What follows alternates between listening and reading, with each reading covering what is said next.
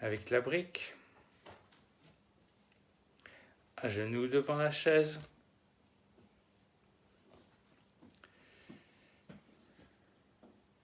La brique tenue entre les mains sont vivantes, les doigts sont étirés, les coudes, largeur des épaules, on pose les coudes sur la chaise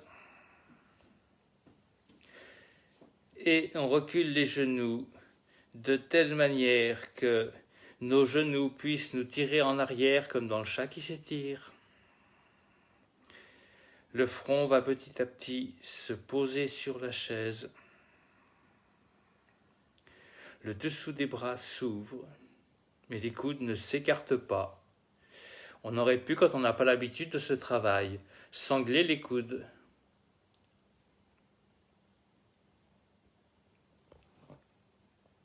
Si cet exercice est difficile, impossible, prenez la cale sur l'épaisseur.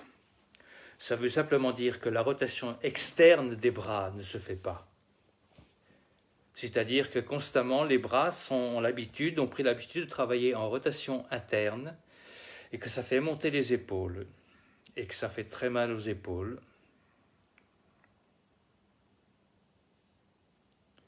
Et même si avec la cale dans l'épaisseur c'est trop, simplement les mains l'une contre l'autre.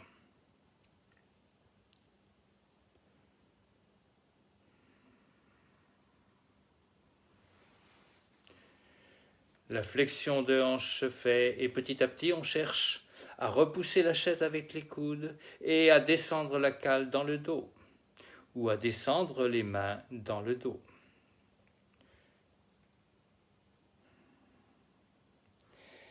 Catherine, tu pourrais essayer de reculer un tout petit peu plus tes genoux. Ouais, je me disais ça. Voilà, et tirer les fesses en arrière encore un peu plus pour améliorer l'antéversion du bassin et la flexion. Voilà, beaucoup plus juste, beaucoup plus intéressant.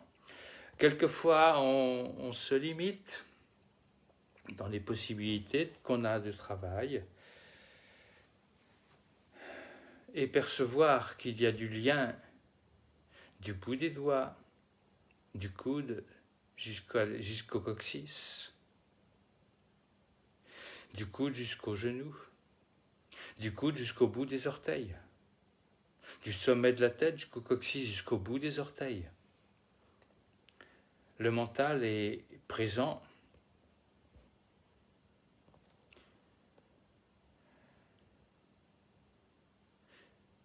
Doucement à déplier les coudes pour verticaliser à nouveau les avant-bras.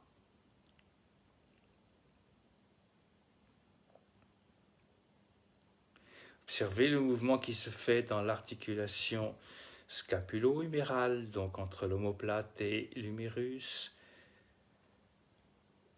Et puis on va déposer la brique et revenir en tirant le bassin en arrière. Catherine a pris l'option de la posture à genoux. Bien repérer que dans la posture à genoux, on est dans une extension de hanche, mais sans pour autant défaire la cambrure.